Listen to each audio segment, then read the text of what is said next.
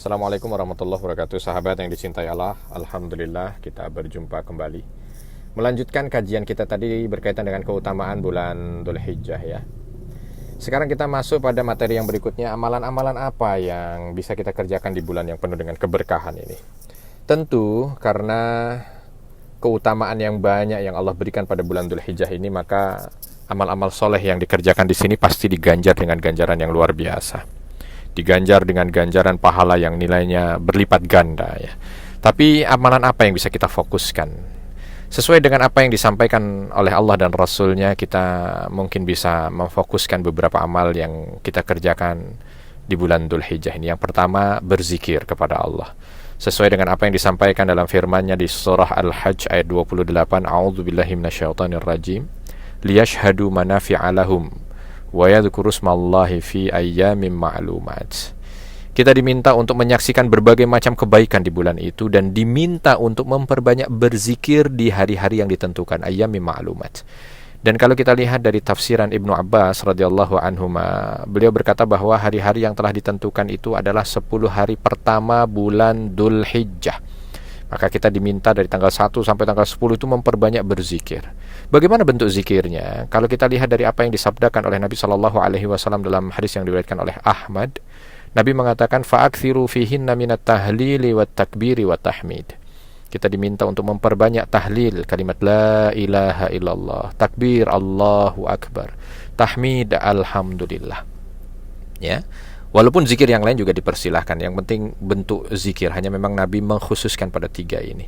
Dan ini bukan hanya sekedar dilakukan di masjid, di rumah, atau di acara-acara tertentu, tidak. Tapi semua bisa dilaksanakan dalam kondisi apapun, dimanapun. Ya, di rumah kah, di masjid kah, di kendaraan kah, sedang jalan kah, dan lain sebagainya. Berdiri, berbaring, duduk, dan lain sebagainya. Ya, di tempat keramaian dan lain sebagainya. Ya, kecuali di tempat-tempat yang dilarang seperti mungkin kamar mandi, kandang hewan, ya, tempat-tempat yang dilarang jangan. Ya. Dan ada hadis yang diriwayatkan dari Bukhari bercerita tentang apa yang dilakukan oleh Ibnu Umar dan Abu Hurairah. Karena Ibnu Umar wa Abu Hurairah yakhrujani ila suq fi ayyamil 'ashr fayukabbiran wa yukabbiru nas bi takbirihima. Bahwa Ibnu Umar dan Abu Hurairah di hari-hari ini tanggal 1 sampai tanggal 10 Dzulhijjah ini, beliau berdua keluar ke pasar, dan di hari-hari ini beliau bertakbir dan suaranya terdengar oleh manusia. Maka kebanyakan manusia kala itu mengikuti takbir beliau berdua. Artinya sampai ke pasar pun zikir ini dilafadzkan oleh para sahabat. Yang kedua, sahabat yang dicintai Allah, adalah puasa ya. Tidak diragukan lagi, puasa itu adalah amal soleh yang begitu disukai Allah. Dan ini bertepatan dengan bulan yang amal soleh di dalamnya juga sangat dicintai oleh Allah Subhanahu wa ta'ala. Maka bismillah, mari kita niatkan untuk puasa di tanggal-tanggal awal bulan Dzulhijjah. Kalau tanggal 10-nya itu diharamkan, maka tanggal 1 sampai dengan tanggal 9 Dzulhijjah. Yang lebih ditekankan lagi adalah tanggal 9 Dzulhijjah, seperti apa yang disampaikan pada episode sebelumnya ya. Karena puasa Arafah ini adalah puasa di mana puasa ini merupakan kekhususan bagi umat Islam yang Allah berikan pada kita, dan ternyata puasa ini menghapus 1 tahun dosa sebelum dan dosa setahun sesudah. Jadi puasa 1 hari menghapus dosa 2 tahun, Masya Allah. Yang ketiga yang bisa kita kerjakan juga tilawah Al-Quran. Karena Nabi SAW dalam sebuah hadis yang diriwayatkan dari Ibnu Khuzaimah, beliau mengatakan Al-Quran afdhalu dzikr. Quran adalah sebaik-baik zikir, dan yang paling dicintai oleh Allah ternyata salah satunya berzikir di hari-hari ini. Maka alangkah baiknya kita juga menyampaikan zikir terbaik dengan membaca Al-Quran. Usahakan khatam di sini di 10 awal bulan Dzulhijjah. Kalau 10 hari ya berarti Al-Quran 30 juz dibagi 10, 3 juz per hari. Usahakan khatam di hari terbaik ini, di siang hari terbaik.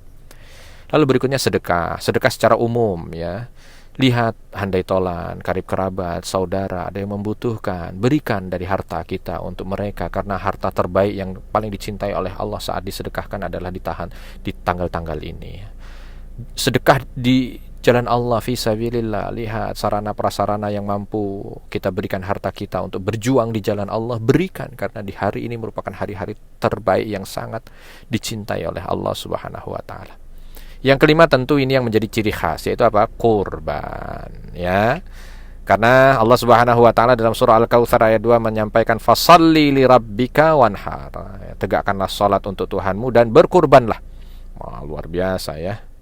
Ini merupakan bahagian dari amr, perintah dari Allah. Bahkan Nabi Shallallahu Alaihi Wasallam dalam kesempatan yang lain menyampaikan, barang siapa orang yang mendapatkan keleluasaan pada bulan Dzulhijjah tersebut, falam yudhi, dan dia belum berkorban, fala yaqrabanna musallana, maka jangan dekat-dekat musola kami. Ya Allah, dikasih satu penekanan oleh Nabi ya. Kalau orang punya keleluasaan rezeki tapi dia tidak mau berkorban, maka jangan mendekati musola kami ya.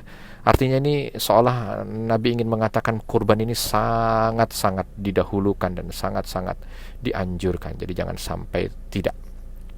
Bahkan salah satu yang disukai sekali oleh Allah Subhanahu wa taala ibadah pada hari ini adalah ketika seseorang itu mengalirkan darah dari hewan kurbannya. Ya Allah, luar biasa, dia yang akan menjadi sumber kebaikan bagi kita ya di dunia dan di akhirat. Berikutnya sesuai juga dengan namanya adalah berhaji ya.